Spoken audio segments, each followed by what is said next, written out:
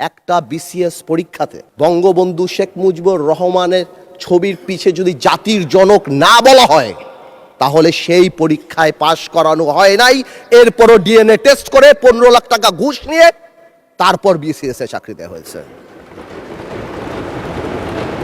এটা তো গেল শুধু এই সংবাদ মাধ্যম, চ্যানেল 1, দিগন্ত, ইসলামিক টিভি। পত্রিকার মালিকরা রাত্রে ঘুমাতে পারতো না। সামাজিক যোগাযোগ মাধ্যমে আমরা একটা ফেসবুকে স্ট্যাটাস লিখে 10 বার সেটা ডিলিট করতাম, চিন্তা করতাম এই বুঝি আইসিটি আমাদের ধরলো কিনা। ব্যবসায়ীদের কথা বলেন, বাংলাদেশের ব্যবসায়ীরা সব দলের সাথে সম্পর্ক থাকবে ঠিক আছে, কিন্তু কিছু ব্যবসায়ী ভয়ে চলে গিয়েছে। আমরা এও শুনেছি বড় বড় ব্যবসায়ীরা তৎকালীন সরকার প্রধানকে মা, আম্মু বলে সম্বোধন করেছে। কেউ কবিতা বলেছে, তুমি আমার প্রথম, তুমি আমার দ্বিতীয়। আপনারা শুনেন নাই? আমরা শুনেছি। মানে হাউ ডিসগাস্টিং একটা দেশের সিস্টেম। কিভাবে শিক্ষা মন্ত্রণালয়, আপনি চিন্তা করেন, আপনি যদি if you go to YouTube and search I am GPA 5, আপনার লক্ষ লক্ষ ছেলেপেরা জিপিএ 5 পেয়েছে যারা বলতে পারে না ইংরেজিতে যে আই অ্যাম জিপিএ 5। এরা যদি বিদেশে যায় মাননীয় স্পিকার, এদেরকে শো ইউর পাসপোর্ট বললে এরা পাসপোর্ট বুকে নিয়ে শুয়ে পড়বে মাননীয় স্পিকার।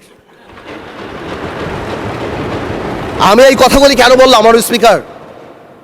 আমি এই কথাগুলি এই জন্য বললাম, সিস্টেমেটিক্যালি এই দেশকে এমনভাবে নষ্ট করা হয়েছে।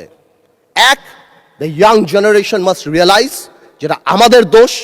We couldn't connect to them, we couldn't connect to the Gen Z generation and tell them what atrocity been going on. আমরা কি ট্রমার মধ্যে থেকে 17 বছর গিয়েছি। আরেকটা রিজন